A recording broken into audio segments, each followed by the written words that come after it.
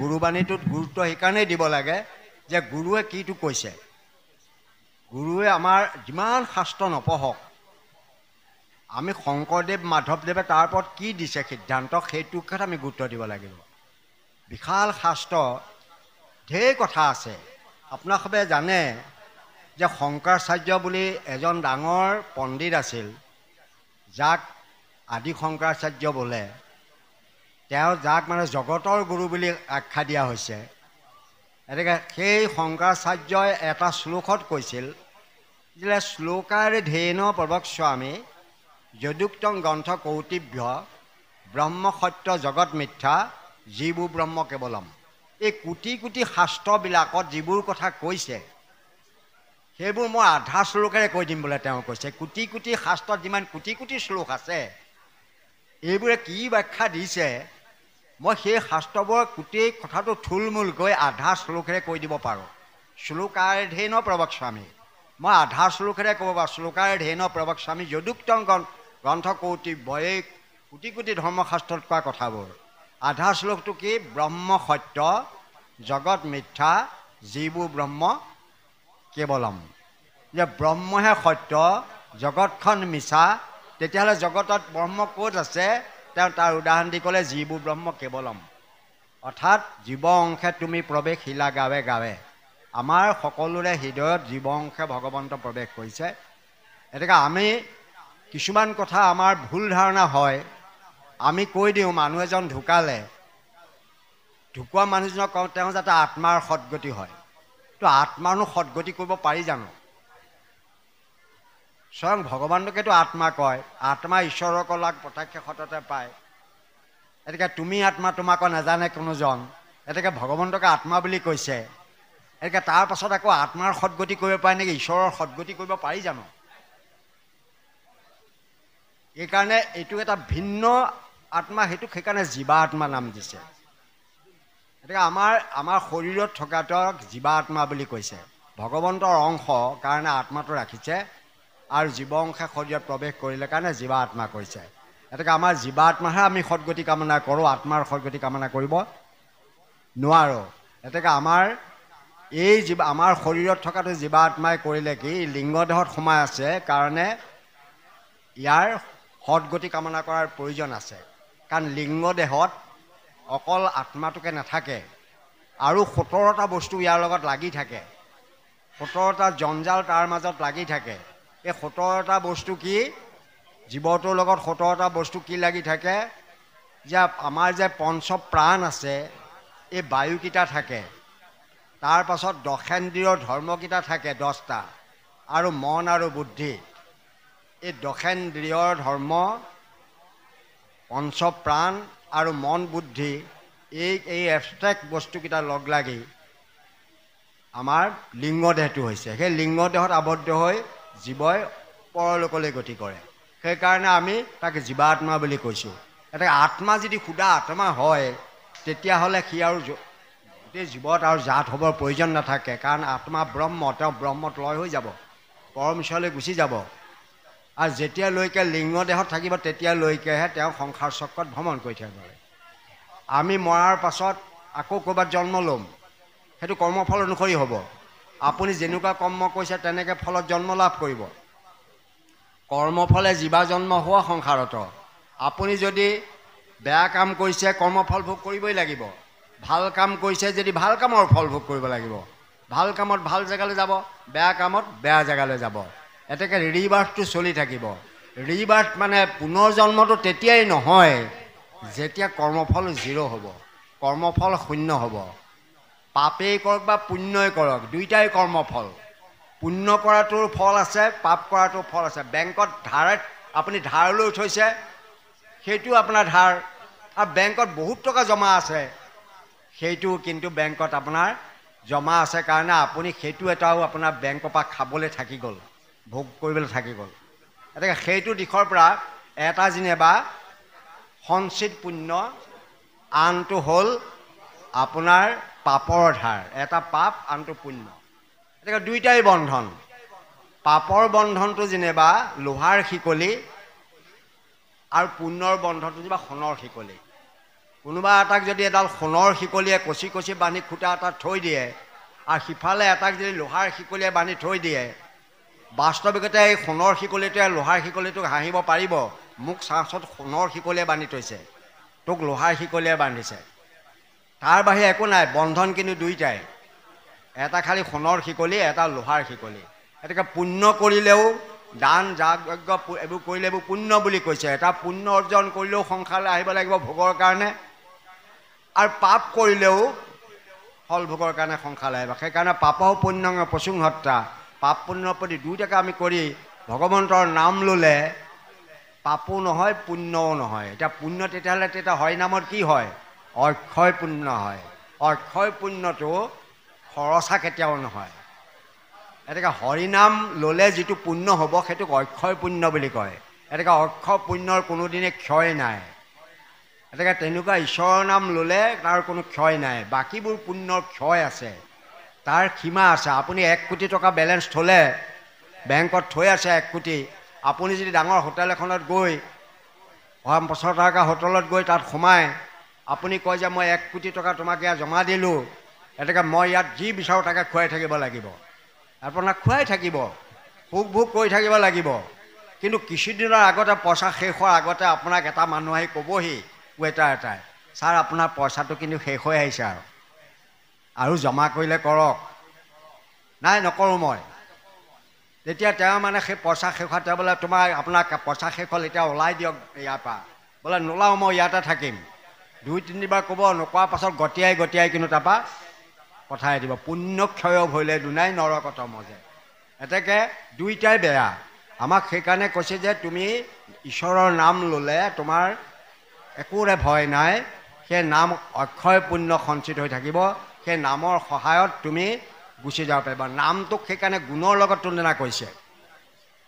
ঈশ্বৰৰ নামটো ধনুখনত যদি এখন ধনু, আপুনি ধুনীয়া ধনু এখন বজাৰৰ পৰা কিনি আনিলে, তাত যদি গুণডাল নাথাকে সেই ধনুখনে কাঢ় মাৰিব পাৰিব জানো? নামত সেইকাৰণে হৰি নামৰ গুণ বুলি কৈছে। শংকৰদেৱে সেইকাৰণে গুণমালা লিখিছে। তাৰমানে নামক গুণৰ লগত তুলনা কৰিছে। ধনুখনত গুণডাল যেনেকুৱা, নামৰ কামো তেনেকুৱাই। সেইকাৰণে উপনিষদত ঈশ্বৰৰ নামক এখন ধনুৰ লগত তুলনা কৰিছে। ঈশ্বৰৰ নামক এখন ধনুৰ লগত থৈছে, মানে গুণ থকা ধনু। আৰু আত্মাটোক, আমাৰ জীৱাত্মাটোক সেই এডাল কাঁড়ৰ লগত তুলনা কৰিছে। সেই জীৱাত্মাটো যদি এই নামত যদি ধনুখনৰ গুণডালত যদি লগাই লৈ নিক্ষেপ কৰে, লক্ষ্য যদি পৰমাত্মা হয়, তেতিয়াহ'লে অৱশ্যে সি পৰমাত্মাত বিলীন হৈ যাব। সেইকাৰণে নামৰ যোগেদিহে এই জীৱাত্মাটো পৰমাত্মাৰ ওচৰলৈ পঠিয়াব পাৰিব। ধনুখনত যেনেকৈ কাঁড়ডাল দি গুণত লগাই নিক্ষেপ কৰিলেহে যথাস্থানলৈ যাব পাৰিব। সেইকাৰণে ভগৱন্তৰ প্ৰণৱ মন্ত্ৰক মানে ধনুৰ লগত তুলনা কৰি উপনিষদত এটা শ্লোকে আছে। এই আমাৰ সেইকাৰণে নামত গুৰুত্ব গুৰুজনাই দিছে। শাসত মানে ভয়ো খুৱাইছে। কাৰণ আপুনি যিকোনো প্ৰকাৰে কোনোবাই পুণ্য কৰি স্বৰ্গলৈ যাব পাৰে, কিন্তু স্বৰ্গক আকৌ পুণ্যক্ষয় হ'লে আকৌ নৰ কথাত আকৌ যমলোকলৈ যাব লাগিব, তেওঁ শাস্তি খাব লাগিব। সেইকাৰণে এইবিলাক বাদ দি আমি গতি পোৱাৰ চিন্তা কৰিব লাগে। তাক কৈছে খালি যে তুমি জীৱনটো ভোগ কৰি থাকা, কিন্তু ভোগো কৰি থাকা, মোৰ নামো লৈ থাকা। প্ৰহ্লাদক সেইটোকেই কৈছে, তুমি ভোগো কৰা, মোৰ নামো লৈ থাকা। সবকে সেইটোকে জ্ঞান দিছে। তুমি সংসাৰৰ ল'ৰা ছোৱালী পঢ়ুৱাই থাকা, ঘৰ দুৱাৰ সাজি থাকা, গাড়ী ঘোঁৰাও লৈ ফুৰি থকা, আনন্দ ভোগো কৰি থাকা, চব কৰি থাকা, খালি কাকো অন্যায় নকৰিবা, কাৰো অন্যায় হোৱালৈকে কাম নকৰিবা। কাৰণ আমাক কৈছে ৰাম কৃষ্ণ বোল ভাইয়ে পৰম যতনে তেজীয়া যত অন্যায়। তেতিয়া অন্যায়টো কোনটো হ'ব? আপোনাক সুধিব পাৰে যে আমি কোনটোক অন্যায় বুলি ক'ম? অন্যায় এইটোকে অন্যায় বুলি কয়। অন্যায় মানে ন্যায় নোহোৱা। যিটো কাম আনে আপোনাক কৰিলে আপুনি বেয়া বুলি ভাবে, সেই কামটো আপুনি আনক কৰিব নালাগে।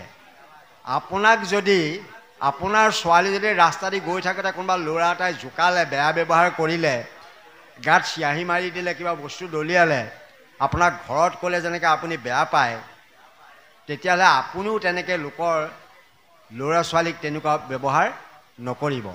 সেইটো হৈছে আত্মবধ সৰ্বভূতেশ্বৰ, অৰ্থাৎ সকলো ক্ষেত্ৰত সেইটো প্ৰযোজ্য হ'ব লাগিব। এইটো মোৰ ল'ৰা, সেইটো তেওঁৰ ল'ৰা, এইটো নহয়। সেইটোকে আধ্যাত্মিকতা বোলে। আপোনাক কৰিলে যিটো আপুনি বেয়া পায়, সেই কামটো আপুনি আনকো নকৰিব। সেইটো আমাৰ ইয়াতে নহয়, আপুনি ইছলাম ধৰ্মৰ হদিছতো সেই কথাটো উল্লেখ আছে যে আপোনাক যিটো ব্যৱহাৰ কৰিলে আপুনি বেয়া পায়, তেনে ব্যৱহাৰ আপুনি আনকো নকৰিব। এতেকে আমাৰ কথা হৈছে সেইটোৱে। সেইকাৰণে তেনেকুৱা কাকো অন্যায় নকৰাকৈ আমি ঈশ্বৰৰ নাম যদি লৈ থাকোঁ, তেতিয়াহ'লে আমাৰ সংসাৰ তৰিবৰ কাৰণে আপুনি কোনো চিন্তা কৰিব নালাগে।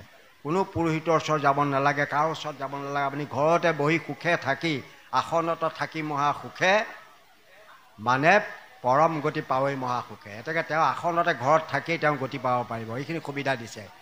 তেওঁ একো কৰিব নালাগে, খালি ঈশ্বৰৰ নাম নিৰন্তৰ লোৱাৰ চেষ্টা কৰিব লাগিব। কাম কৰি থাকা, কাম ক্ষতি কৰিব নালাগে।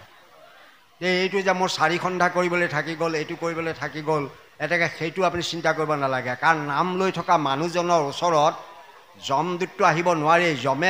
যমদূতবোৰক কৈছে, তহঁতি এটা কাম ভুল নকৰিবি। মানুহ এজনক আনিবলৈ যাওঁতে কোনোবাই চিঞৰি চিঞৰি নাম নল'ব পাৰে, তেওঁ মুখত নাম নলাব পাৰে। অলপ তেওঁক তহঁতৰ কাণখন দি শুনিবি, ভিতৰতো তেওঁলোকে নাম স্মৰণ কৰি থাকিব পাৰে। কাৰণ কীৰ্তন বহু ৰকমৰ আছে, হৃদয়ত লোৱা কীৰ্তনো আছে, যাক মানস কীৰ্তন বুলি কয়। এতেকে হৃদয়ত নাম। সেইকাৰণে মহাপুৰুষ মাধৱদেৱে এটা ঘোষাত কৈছে যে আমি যেতিয়া মৰিবৰ সময় হ'ব, নাম ল'ব নোৱাৰিব পাৰোঁ, মুখেৰে ল'ব নোৱাৰিব পাৰোঁ। হে প্ৰাণহৰি দান্তে তীৰ্ণ ধৰি, মাগহ তোমাৰো পাৱে, মোৰ মনমজি তোমাৰো পাৱত ৰহুক হৰিশ্ৰ বাবে। জ্বৰ তাপ প্ৰিয়া মৰণ সময়ে, এহি কৃপা কৰা মোক, তজু গুণ নাম শ্ৰৱণ স্মৰণ বচন গোচৰ হওক। হয়তো মুখখনেও মোৰ কাম নকৰিব পাৰে, কাণেও মোৰ কাম নকৰিব পাৰে, চকুও কাম নকৰিব পাৰে, তথাপিতো যাতে যিকোনো প্ৰকাৰে তোমাৰ নাম মই ল'ব পাৰোঁ। এতেকে এইখিনিত গুৰুত্ব দিছে।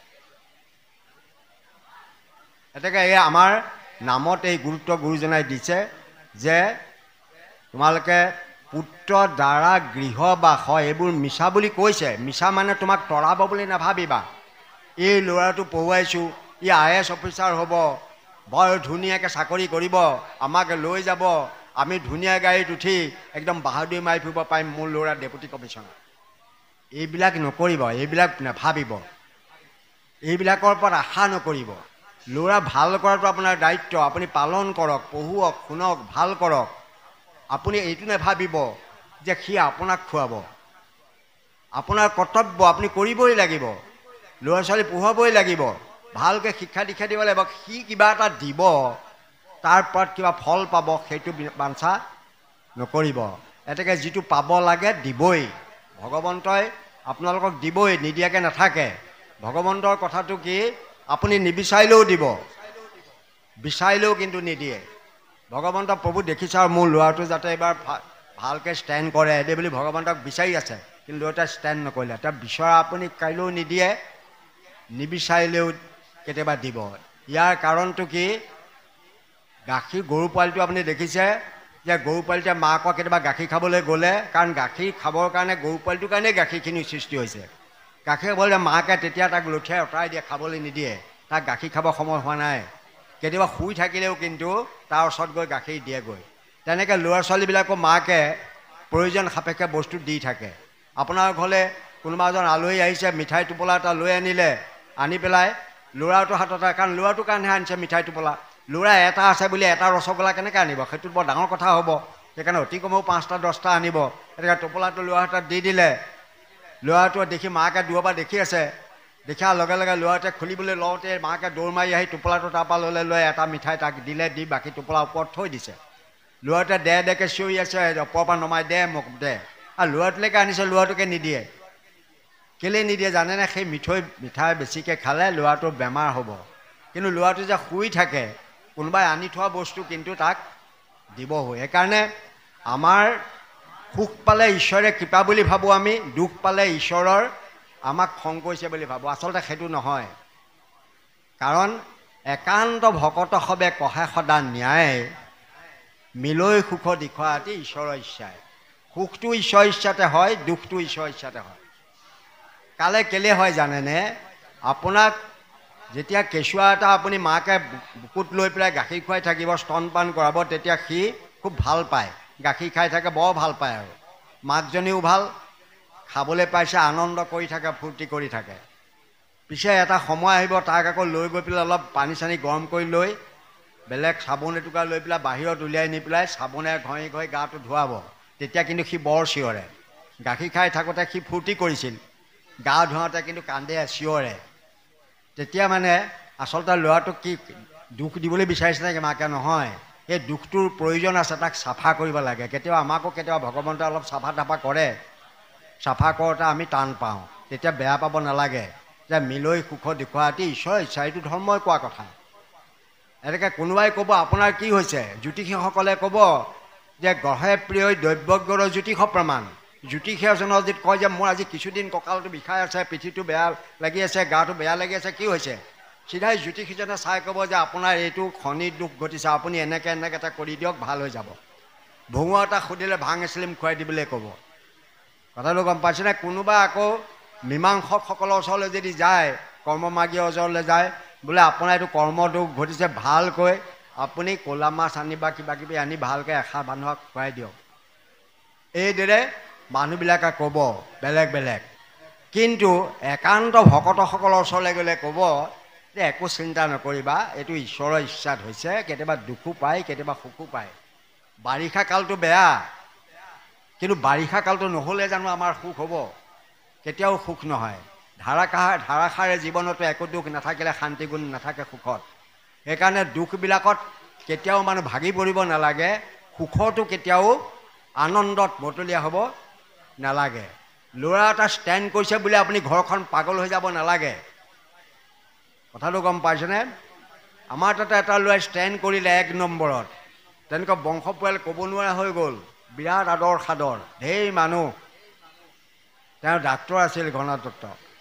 গতিকে তেওঁ পাছৰ 2য় বছৰৰ ল'ৰাটো কিন্তু হায়াৰ ছেকেণ্ডেৰীত ফেইল কৰিলে। তেতিয়া তেওঁ মানে সুখ দুখ ক'লৈ গ'ল বাৰু? সুখ দুখটো নাথাকে। গতিকে যিটোক লৈ আজি সুখ কৰিছে, কালিলৈ সেইটো আপুনি দুখো দিব পাৰে। যিটো ল'ৰাক জন্মৰ লগে লগে আনন্দ কৰি আপুনি বহুত কিবা কিবি মানুহক খুৱাইছে, সেইটো ল'ৰা ডাঙৰ হৈ আহি যেতিয়া আপোনাক বৃদ্ধাশ্ৰমত ঠেলি ঠেলি ভৰাই দিব, তেতিয়া আপুনি কিন্তু দুখ কৰিব নহয়। কিন্তু আপুনি সেইটোও নাভাবিব, সেইটো ভাবিব নালাগে, কাৰণ সেইটো আপোনাৰ কৰ্তব্য বুলি ভাবিব লাগিব। পূৰ্বজন্মৰ কৰ্মফল আছিল, কাৰণ কৰ্মফলটো খণ্ডন নহয়। আমাৰ এটা সৰু কাহিনী, মানে বাপেকে ডেকা বাপেকে মানে তেওঁ বুঢ়া বাপেকজন মানে বুঢ়া হ'ল। এই ডাইনিং টেবুলত যদি বহি খায় কাঁহী বাতি এইবিলাকত, তেতিয়াহ'লে তেওঁ মানে এনেকৈ খাওঁতে হাত চাত কঁপি পেলাই থাল চালবোৰ মাটিত সৰি পৰে, বাতি চাতি দাইল চাইল সৰি পৰে। সেইকাৰণে তেওঁক মানে ডাইনিং টেবুলত খাবলৈ নিদি চুক এটাত, ঘৰৰ চুক এটাত তাৰমানে দিগদাৰ নোহোৱাকৈ এটা বস্তা দি পেলাই তাত বহুৱাই দিলে। দি পেলাই এই থাল চালবোৰ ভাগে কাৰণে শব্দ হয়, সেইকাৰণে কাঠৰ থাল এখন বনাই দিলে। বেয়া কাম নাই কৰা, ভালেই কৰিছে। কাঠৰ থালখন বনাই দিলে, বনাই দি সেই কাঠৰ থালত বুঢ়াই খায় থাকে। থাকিলে এওঁ ডাঙৰ চাকৰি কৰে, গাড়ী লৈহে ঘৰলৈ আহিছে। গেটখন খুলি তেওঁ সোমাই পেলাই গাড়ীখন ভিতৰলৈ সোমাই আনিছে। তেতিয়া দেখিছে তেওঁৰ অকণমানি ল'ৰাটোৱে কিবা কাঠ এডাল লৈ দা এখনে কাটি আছে। কাঠ এটুকুৰা দায়ে কাটি থকা দেখি সি লৰ মাৰি গৈ ল'ৰাটোক কোচাত লৈ পেলাই কৈছে যে তই এই দাখন ক'ত পালি? বোলে মই ভিতৰৰ পৰা আনিলোঁ। এইডাল কি কাঠ, কেলৈ কাঠডাল কাটিছ? বোলে মই কাঠডাল কাটিছোঁ ইয়াৰ পৰা থাল এখন বনাম, বোলে তুমি বুঢ়া হ'লে এইখন থালত তোমাক খাবলৈ দিম। এতিয়া গম পাই গ'ল যে কৰ্মৰ ফলবোৰ যে সঞ্চিত, আপুনিও যে ভোগ কৰিব লাগিব, আপুনি যে বুঢ়া নহ'ব, এই ধাৰণাটো কেতিয়াও নকৰিব। গতিকে তেতিয়াহে সেইদিনাখন বাপেকক থাল কিমান ভাঙে ভাঙক, ডাইনিং টেবুলত লগতে খাবলৈ দিলে। সকলোৱে বুঢ়া হ'ব এদিন। গতিকে এই ধাৰণাবোৰ মানুহৰ মাজত আমি জগাই তুলিব লাগিব। আৰু ভাগৱতে সেইটোকে কৈছে যে তুমি সংসাৰত তোমাৰ ল'ৰাটোৱে সকলো বুলি নাভাবিবা, তোমাৰ মানুহজনী ধুনীয়া হ'ল বুলি বাহাদুৰি নামাৰিবা। শংকৰদেৱে এনেকুৱা কথা লিখিছে যে মিছা বিষয় অকলাগি নৰে ধৰে জন্ম, ইন্দ্ৰ শুকৰৰ দেখা সুখ দুখ সম। ইন্দ্ৰ মানে স্বৰ্গৰ ৰজা ইন্দ্ৰ বোলে, আৰু গাহৰিটো শুকৰ। গতিকে এই দুইটা হেনো সুখ দুখ সমানেই। কেলে সুখ দুখ সমান? অমৃত ভুঞ্জিয়া যেন ইন্দ্ৰ হোৱে তুষ্ট, ইন্দ্ৰই খাই অমৃত, বৃষ্টা ভুঞ্জি শুকৰ হয় হৃষ্টপুষ্ট। এই বৃষ্টা খাই, লেতেৰা বৃষ্টাবোৰ খাই শুকৰটো হেনো বৰ ভাল পায়, সি বৰ শুকৰটো একেবাৰে নদুকাটো হৈ থাকে ধুনীয়া। আকৌ মানে এই ইন্দ্ৰ যেন তুষ্ট হৈ ৰম্ভাৰ সম্ভোগে, ৰম্ভা বিশ্ব সুন্দৰী আছিল, এতিয়া ৰম্ভাৰ লগত সম্ভোগ কৰি ইন্দ্ৰই যিটো তৃপ্তি লাভ কৰে, শুকৰৰ তেনে সুখক শুকৰী সংযোগে। এনেকৈ সংসাৰত মোৰ মানুহটো ধুনীয়া, মানুহজনী ধুনীয়া, তাক লৈ গৰ্ব কৰাৰ কোনো থল নাথাকে। সংসাৰখন সকলো সুখ দুখ সমান, বিষয়ভোগত কাৰো কোনো পাৰ্থক্যতা নাথাকে। এনেকৈ এইখন বিষয় সংসাৰ থাকিবও লাগিব, কিন্তু বিষয়ত আমি গৰ্ব কৰিব নালাগে। কাৰো আমাৰ কি হয় জানেনে, আমাৰ বিপদ যদি কি আপোনাৰ ধৰক আমাৰ এগৰাকী মানুহৰ ছোৱালীজনী ফেইল কৰিলে, মেট্ৰিক পৰীক্ষা দিছিলে, ফেইল কৰিলে, ফেইল কৰা দেখি তেওঁ মানে ওলাই আহিছে। কেলৈ ওলাই আহিছে জানেনে, আনৰ খবৰ ল'বলৈ। এঘৰত সোমালে যে আপোনাৰ ছোৱালীজনীয়ে মেট্ৰিক পৰীক্ষা দিছিলে নহয়, কেনেকুৱা বোলে ফাৰ্ষ্ট ডিভিজনত পাছ কৰিলে, বুজিছে না আমাৰ ছোৱালীয়ে, বহক অকণমান চাহ একাপ খাই যাওক। নাই বোলে এনেই খবৰটোহে লৈছোঁ বোলে, খবৰ ল'বলৈ সোমালোঁ। আকৌ আন এঘৰত সোমালে, সেই ঘৰতো ক'লে যে ছোৱালীয়ে ছেকেণ্ড ডিভিজন পাছ কৰিলে, তাতো চাহ নাখালে, গুচি গ'ল। এঘৰত সোমালেগৈ যে আপোনাৰ ছোৱালীজনীয়ে মেট্ৰিক দিছিলে নহয়, কেনেকুৱা বোলে, ক'ত আৰু তাই যোৱাবাৰ ফেইল কৰিলে, এইবাৰ ফেইল কৰিলে বোলে, এতিয়াহে মনটো শান্তি পাইছোঁ অকণমান বোলে। কাৰণ কেলৈ জানে, তাৰ ছোৱালীও যে ফেইল কৰিলে, অৰ্থাৎ একে পৰ্যায়ৰ মানুহ বিচাৰি ফুৰিছে, ইয়াতে বহো চাহ অকণমানকৈ খাই যাওঁ। গতিকে তেওঁ ফেইল, ছোৱালীয়ে ফেইল কৰিলে, সেইকাৰণে ফেইল কৰা মানুহৰ আগত বহিহে শান্তি পাইছে। আমাৰ হৃদয়খন তেনেকুৱাই, আমাৰ হৃদয়খন সুখত সুখী, দুখত দুখী নহয়। আচলতে আমাৰ মানে আনৰ সুখত আমি সুখী হ'ব পৰা নাই। আমাৰ মানে এটা সৰু আপোনালোকে হেৰি আছে, গল্প সাধু আছে, এজন যে ব্ৰাহ্মণে তেওঁ মৰিবলৈ যাওঁতে, কেলৈ মৰিব লাগে, গুটিটো লৈ যোৱা, যি বিচৰা তাকে পাবা, বোলে গুটিটোক বিচাৰিলে তুমি এপাচি জহা চাউল পাবা, গৰু বিচাৰিলে গৰু পাবা, সোণৰ অলংকাৰ বিচাৰিলে সোণৰ অলংকাৰ পাবা, ধন যি বিচৰা তাকে এই গুটিটোত বিচাৰিলেই কৃষ্ণ বুলি পেলাই তুমি গুটিটোৰ হাত পাতি বিচাৰিলে তোমাৰ বস্তু পাই যাবা। তেওঁ ভালেই পালে, ঘৰলৈ আহি ঘূৰি আহিব খুজিছিল বোলে, কোৱা শুনা কথাটো, আৰু এটা কথা আছে, কি এই গুটিটোত তুমি বিচাৰিলে, তুমি এপাচি জহা চাউল বিচাৰিলে এপাচি হ'ব, তুমি গাঁৱৰ মানুহবোৰত কিন্তু দুপাচি দুপাচি হ'ব। তুমি সোণৰ চেইন এডাল বিচাৰিলে এডাল হ'ব, তোমাৰ আনৰ ঘৰত কিন্তু দুডাল দুডাল হ'ব। এতিয়া এওঁ ভাবিলে, বস্তুটো পাইছোঁ মই পাম মানে এপাচি জহা চাউল, লোকৰ মানুহে পাব দুপাচি দুপাচি, এইডাল মই ব্যৱহাৰেই নকৰোঁ বাপেকে, লোকক কেলৈ ধনী কৰোঁ। এতেকে তেওঁ গুচি আহিল, আহি ঘৰত মানে সেই গুটিটো চালত ভৰাই থৈ দিলে, থৈ পেলাই আকৌ ৰজাৰ ঘৰত যজ্ঞ কৰিবলৈ গুচি গ'ল। মানুহজনীয়ে ভাবিলে যে মোৰ ঘৰত ল'ৰা ছোৱালীয়ে খাবলৈ পোৱা নাই, গুটিটো নমাই আনি সেই গুটি কৃষ্ণ এপাচি জহা চাউল হোৱাৰ লগে লগে এপাচি জহা চাউল হৈ গ'ল। দাইল আলু চাউল এইবোৰ বিচাৰিলে, চব হৈ গ'ল। হৈ যোৱাৰ পাছত তাৰ ৰান্ধি বাঢ়ি সকলোকে খোৱালে, খুৱাই চাইছে গাঁৱৰ মানুহৰ ঘৰত দুগুণ দুগুণ হৈ আছেনে নাই, কাৰণ তেওঁৰ এগুণ হ'ব, আনৰ দুগুণ। যিজনে বস্তুটো বিচাৰিব তেওঁৰ এগুণ হ'ব, গাঁৱৰ মানুহত কিন্তু দুগুণ দুগুণ হৈ যাব। এতিয়া হৈছে নাই দেখিছে, সঁচাকৈ চবৰ ঘৰতে দুগুণ দুগুণ আছে। এওঁ যদি এডাল নেকলেছ বিচাৰিলে এডাল হ'ল, গাঁৱৰ মানুহত দুডাল দুডাল হ'ল। এজনী গাই গৰু বিচাৰিলে তেওঁৰ ঘৰত এজনী হ'ল, গাঁৱৰ মানুহৰ ঘৰত দুজনী দুজনী হ'ল। এই ব্ৰাহ্মণজন যজ্ঞ কৰি ঘূৰি আহি পেলাই দেখিলে যে গাঁওখন গোটেই একেবাৰে নদন বদন হৈ আছে, ঘৰ পকা চকা হৈ আছে, চব পৰিপূৰ্ণ।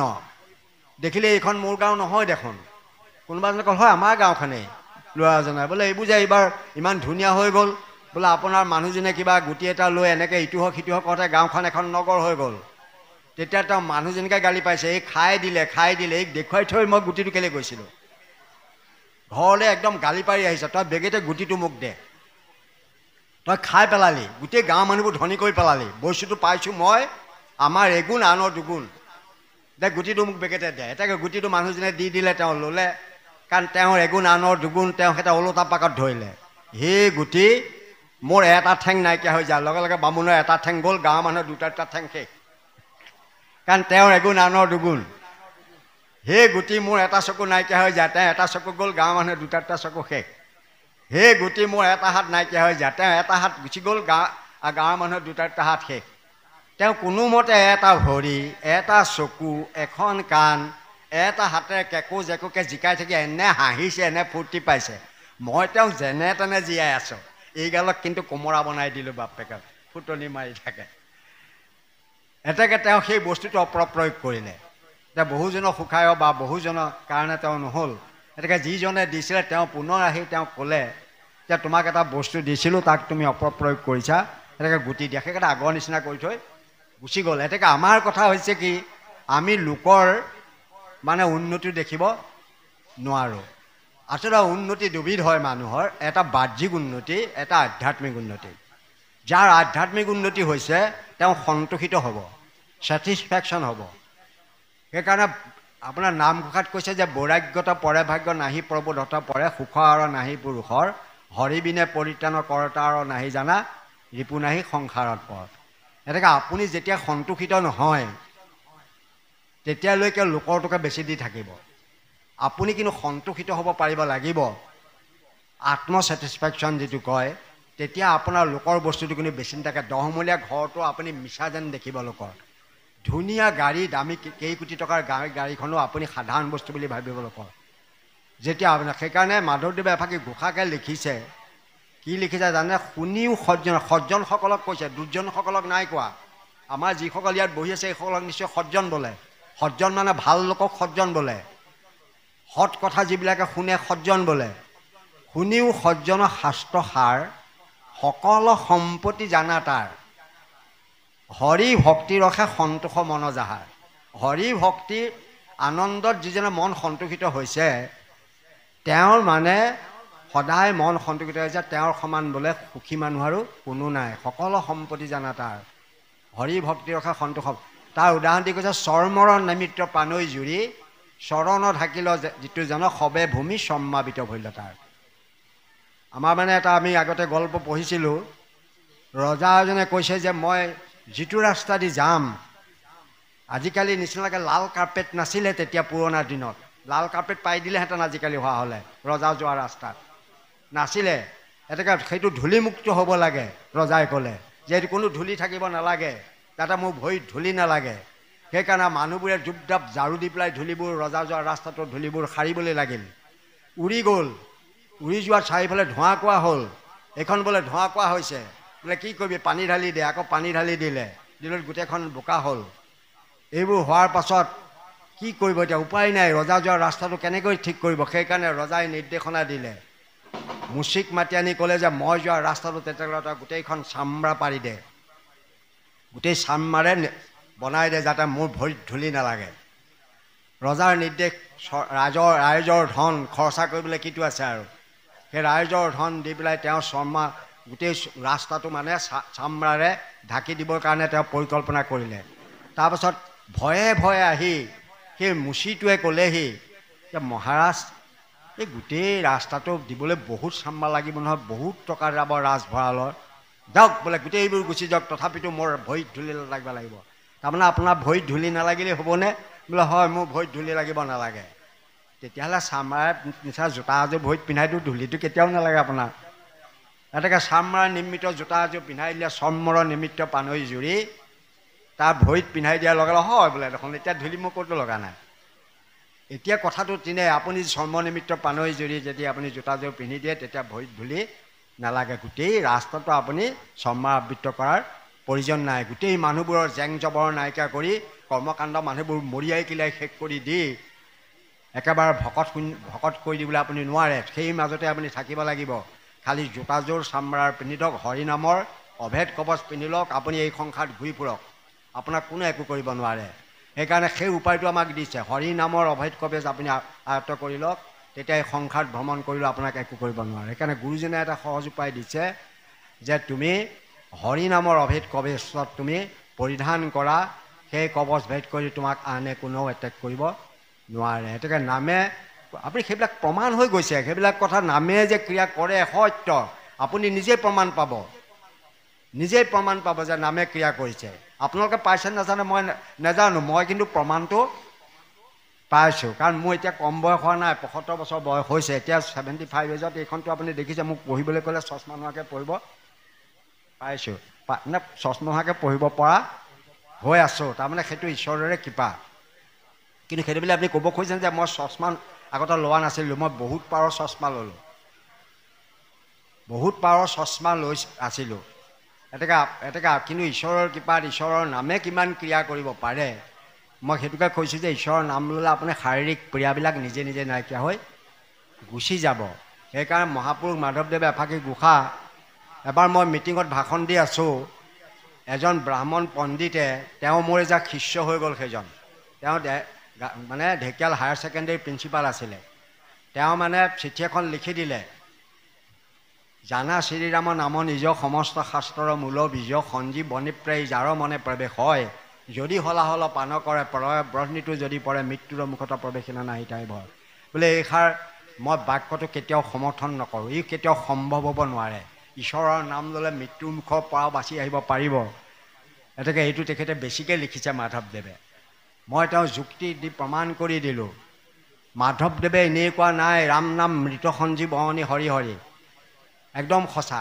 কিন্তু সেইদে বুলি আপুনি ৰাম ৰামকৈ থাকিলে নহ'ব। ৰাম নামটো আপোনাৰ মৃত সঞ্জীৱনী ৰূপে হৃদয়ত প্ৰৱেশ হ'ব লাগিব, সঞ্জীৱনী ৰূপে প্ৰৱেশ হ'ব লাগিব হৃদয়ত, সঞ্জীৱনী ৰস হিচাপে সি ক্ৰিয়া কৰিব লাগিব, যাক আমাৰ মানে বিজ্ঞানৰ ভাষাত, ডাক্তৰী ভাষাত মানে চেৰিব্ৰো স্পাইনেল ফ্লুইড বুলি কয়। চেৰিব্ৰো স্পাইনেল ফ্লুইড মানে চেৰিব্ৰো মানে মগজৰ ডাঙৰ অংশটো, স্পাইনেল মানে এইডাল আমাৰ সুষমনা কাণ্ডটো বা মেৰুৰজ্জটো, আৰু তাত এটা ৰস নিগ্ৰণ হয় ঈশ্বৰৰ নাম লোৱা মানুহবিলাকৰ। মই কোৱা কথা নহয়, লেই দুজিয়ে কোৱা কথা। মই কেইবাখনো কিতাপ উলিয়াই তেওঁ চাইছোঁ। গতিকে ঈশ্বৰৰ নামে সেই ৰস ভিতৰত সৃষ্টি কৰে। সেইটোকে চেৰিব্ৰো স্পাইনেল ফ্লুইড বুলি কৈছে মহাপুৰুষ মাধৱদেৱে, যেনিবা সেইটোকে সঞ্জীৱনী ৰস বুলি কৈছে। গতিকে সেই সঞ্জীৱনী ৰস সৃষ্টি কৰি শৰীৰত সমস্ত ৰোগ নিৰাময় কৰিব পাৰে। ঈশ্বৰৰ নাম ল'লে আপুনি নিৰাময় হ'ব, নিশ্চয় হ'ব। কিন্তু আমি তাত বিশ্বাস নকৰোঁ। আমি বিশ্বাস নকৰোঁ কাৰণ আমাৰ আত্মবিশ্বাসটো হোৱা নাই। আত্মবিশ্বাস বঢ়াবৰ কাৰণে নাম লৈ থাকিব লাগিব। যেতিয়া আত্মবিশ্বাস হ'ব তেতিয়া আপোনাৰ হ'ব। এতিয়া আপুনি সিদিনা আমাৰ ঘৰতে মোৰ ল'ৰাটো, বোৱাৰী, সৰু সৰু ল'ৰা এইবোৰ চব ডাক্তৰক দেখুৱাই দেখুৱাই ঘৰত আহি চিকিৎসা কৰাই ঘৰত থৈছোঁহি। তেতিয়া মোক ছোৱালীজনীয়ে কৈছে যে আপুনি সিহঁতক এতিয়া চিকিৎসা কৰি থাকিবলগীয়া হৈছে, ডাক্তৰ অসুখ হৈছে। মই বোলো সিহঁতে মই কৰাটো নকৰে, দুখটো সেইটোৱেই। গতিকে মই কৰাটো যদি সিহঁতে কৰিলেহেঁতেন তেতিয়াহ'লে সিহঁতৰ সেইটো নহ'লহেঁতেন, কাৰণ সেইটো অভ্যাস কৰিবই লাগিব। মই যিকেইটা কৰোঁ মোক দেখি আছে, কিন্তু সেইকেইটা কৰা নাই। কৰিবলৈ ল'লে সিহঁতৰো ৰোগ নিৰাময় হৈ যাব। শৰীৰৰ ৰোগ নিৰাময় কৰাৰ উপায় দিছেই শংকৰদেৱ মাধৱদেৱে। আপুনি চিন্তা কৰিব নালাগে। আমি অকল টকা পইচা ধনৰ কাৰণে চিন্তা কৰোঁ। আপোনাক কৰিবলৈ হ'লে আপুনি ঈশ্বৰৰ নাম যদি নিৰন্তৰভাৱে সুহৃদভাৱেৰে সৎ ভাৱেৰে আপুনি কাকো অপকাৰ নকৰাকৈ ঈশ্বৰৰ নাম যদি নিৰন্তৰ লৈ থাকিব পাৰে, তেতিয়া আপোনাৰ ৰোগ নিৰাময় হোৱাটো বাদেই আপোনাৰ মনৰ সমস্ত কামনা পূৰ্ণ হ'ব।